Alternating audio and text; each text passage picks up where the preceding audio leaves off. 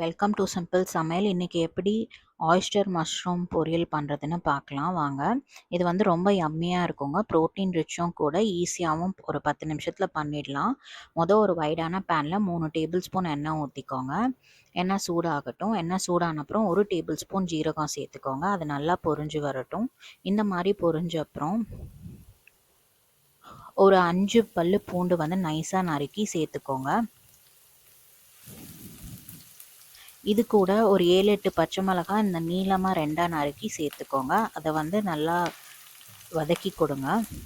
இது கூட ஒரு 2 பெரிய வெங்காயம் நீளமாக ஸ்லைஸ் பண்ணதை சேர்த்துக்கோங்க. இதை வந்து ஒரு 2 நிமிஷம் போல் குக் பண்ணணும். நல்லா வதக்கி விடுங்க.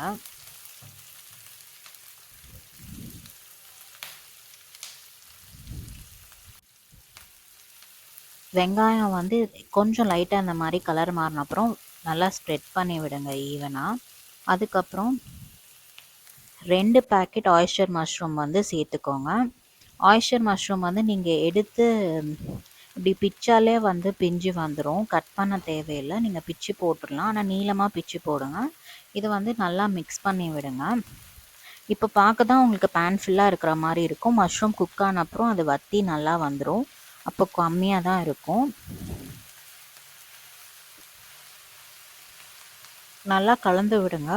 கலந்து விட்டுட்டு ஒரு 3/4 டீஸ்பூன் கல்லுப்பு சேர்த்துக்கோங்க. இல்லை உங்களுக்கு தேவையான அளவு உப்பு சேர்த்து நல்லா கலந்து விடுங்க.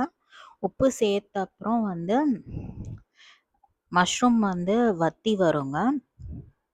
நல்லா வந்து கலந்து விட்டுட்டே இருங்க.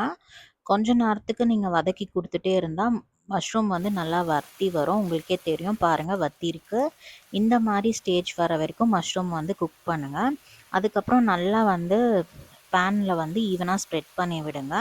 அதுக்கப்புறம் லிட்டு வச்சு க்ளோஸ் பண்ணிவிடுங்க.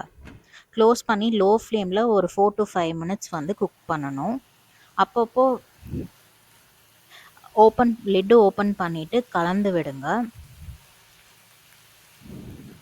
தண்ணி சேர்க்கவே கூடாதுங்க. நம்ம லிட்டு வச்சு க்ளோஸ் பண்ணுறோம்ல, அப்போ வந்து இந்த மாதிரி ஸ்டீம் ஃபார்ம் ஆகும். அந்த தண்ணியே போதுமாக இருக்கும் மஷ்ரூம் குக் ஆகி வர்றதுக்கு. அதனால் தண்ணி சேர்க்காதீங்க. இந்த மாதிரி நல்லா மஷ்ரூம் குக் ஆன அப்புறம் ஸ்டவ்வை சுவிட்ச் ஆஃப் பண்ணிவிட்டு ஒரு பவுலுக்கு ட்ரான்ஸ்ஃபர் பண்ணிவிட்டு சுட சுட ரசம் சாதத்து கூட சர்வ் பண்ணுங்கள். செமையாக இருக்கும். தேங்க்ஸ் ஃபார் வாட்சிங்.